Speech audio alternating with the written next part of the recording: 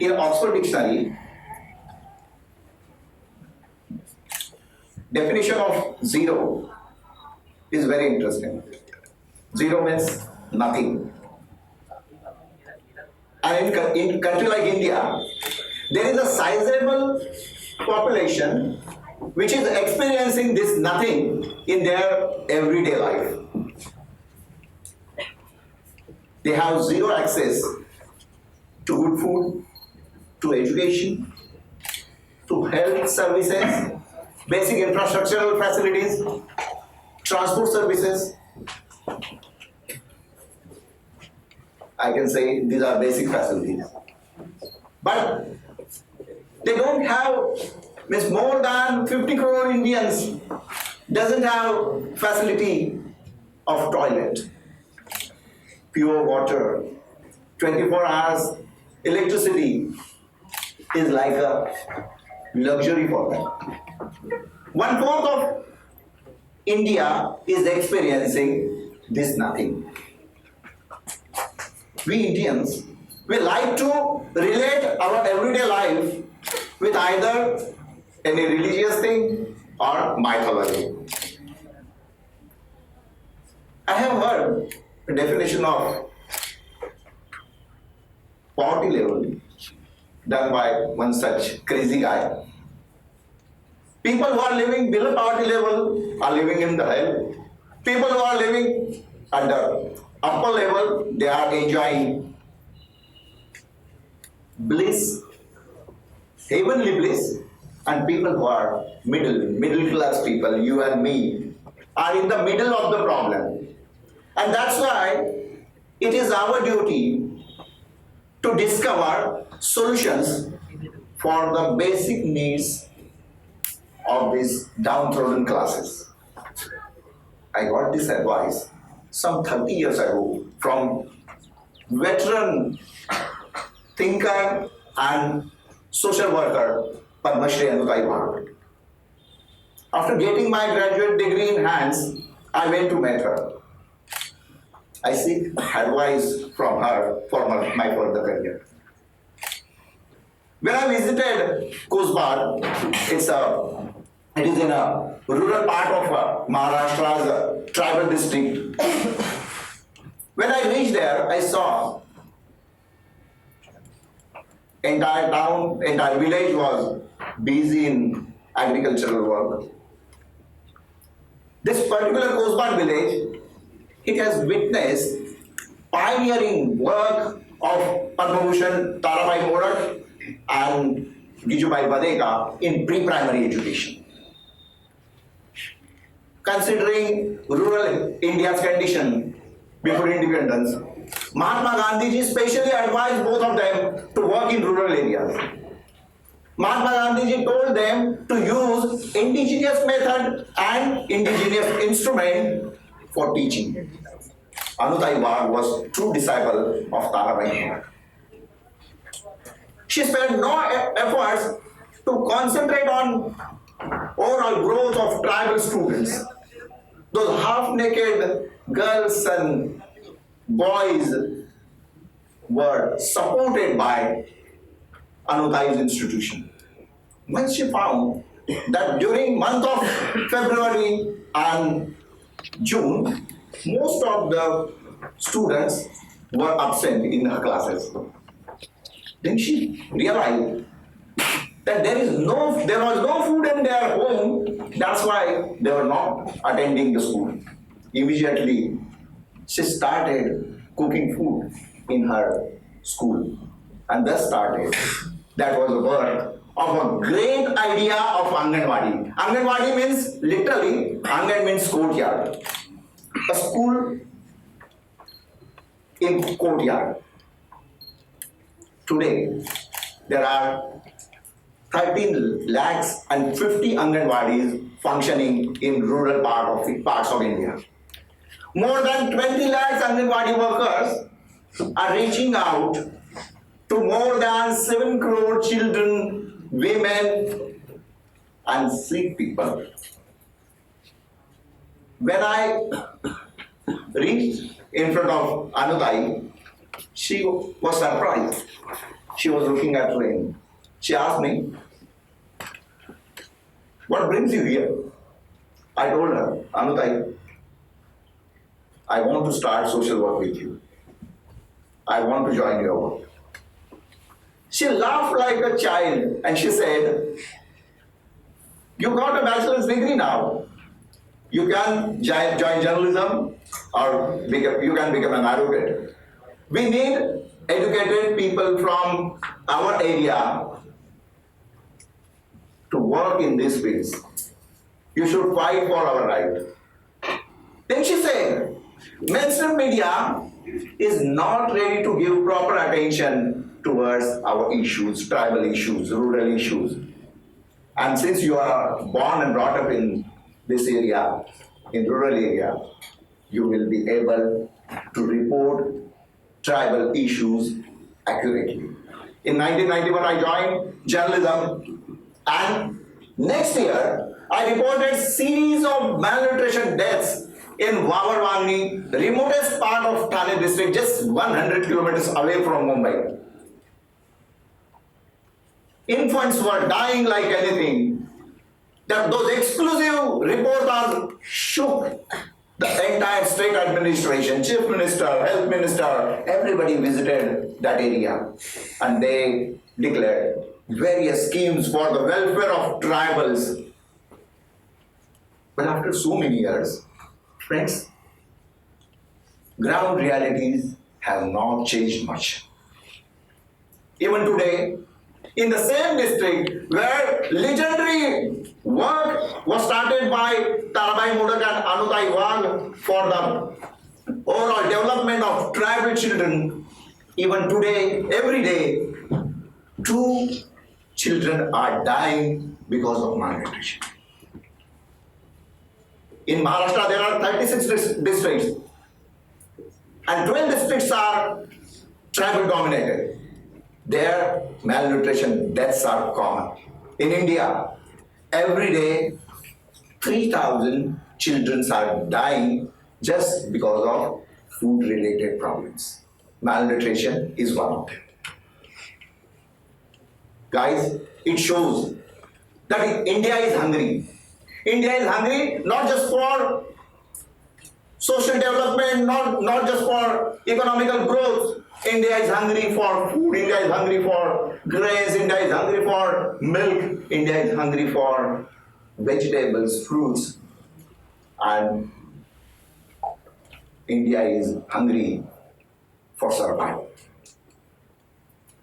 Reality is so stark that in recent global hunger report, India stood 100 in 119 countries, 19 developing countries.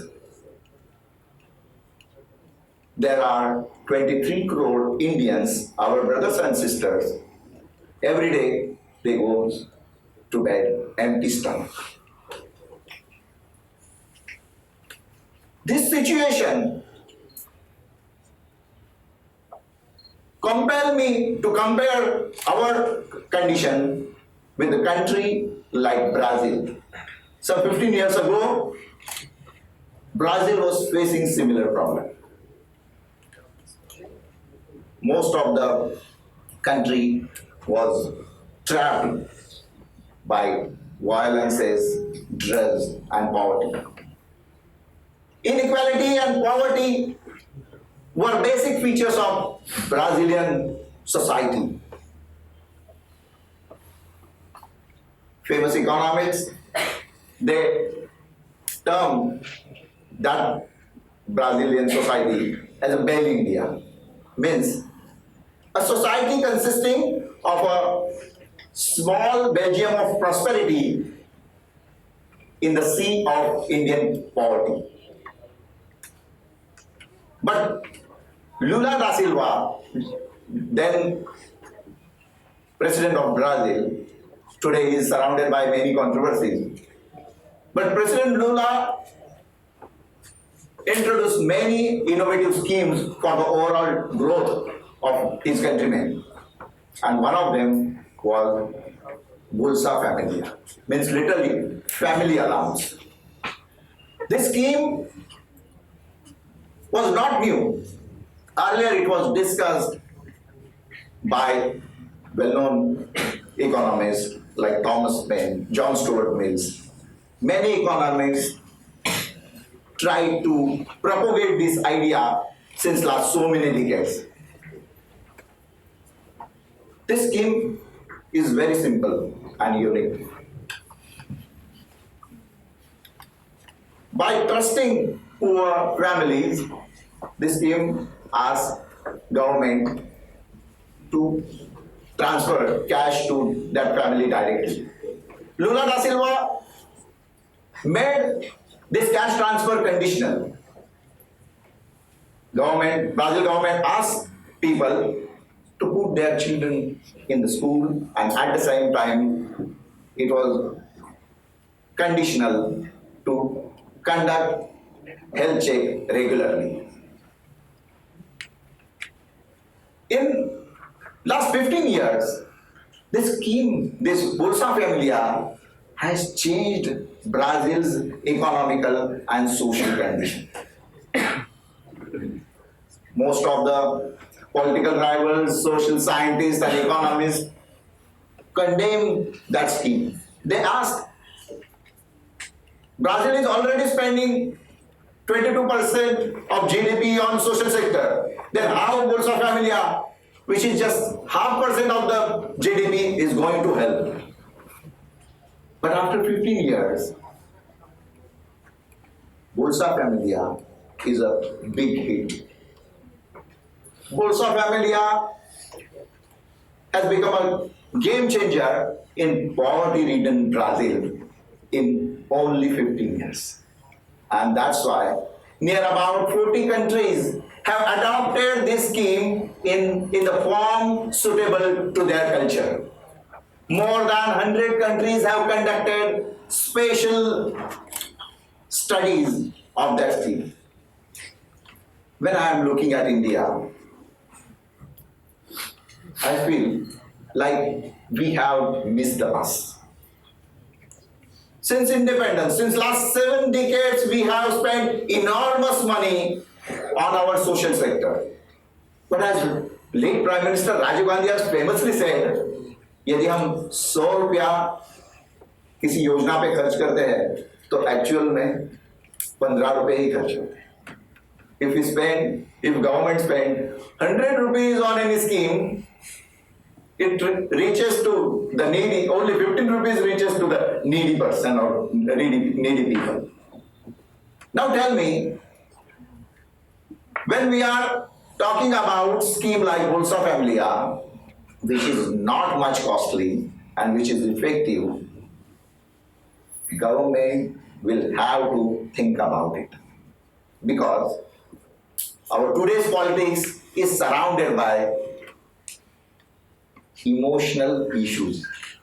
Emotional issues have taken over on real issues.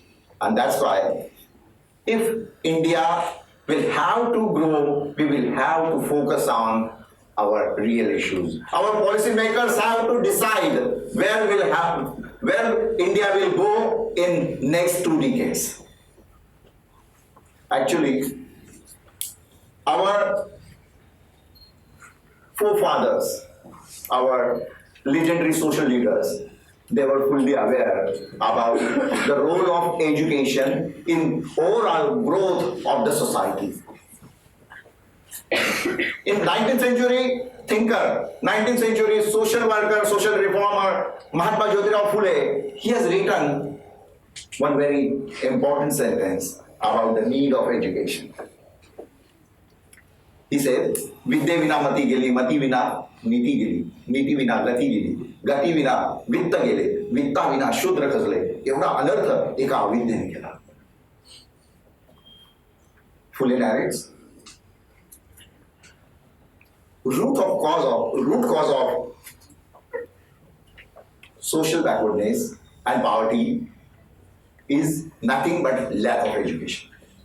Lack of education leads to lack of wisdom. Lack of wisdom leads to lack of morals. Lack of morals leads to lack of development, lack of growth. Lack of development leads to lack of wealth, and lack of wealth leads to the oppression of lower classes. See, one, lack of education can, the way lack of education can affect overall society.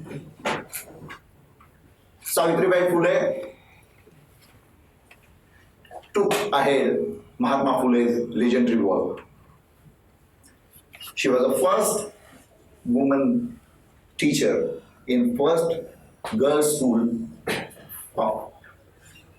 founded in 1848. Chhatrapati Shahu Maharaj followed path of Phule's. He was the first king during British Raj to make education compulsory in his small kingdom, princely state Kolhapur. He was so revolutionary that he conceptualized and made it possible to bring reservation in employment. Shahu Maharaj was so radical that he levied ₹1 fine on absenteeism. Every day there was a ₹1 fine. It shows how he was supportive for education.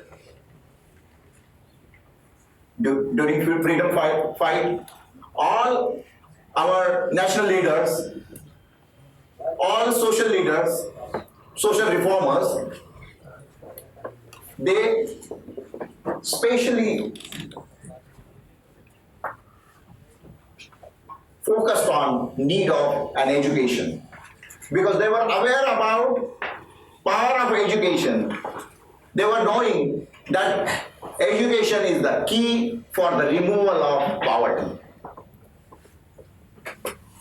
When I compare Bolsa Familia with Anganwadi, I always feel that Anganwadi, the structure of this scheme is 10 times better than Bolsa Familia in spirit and nature.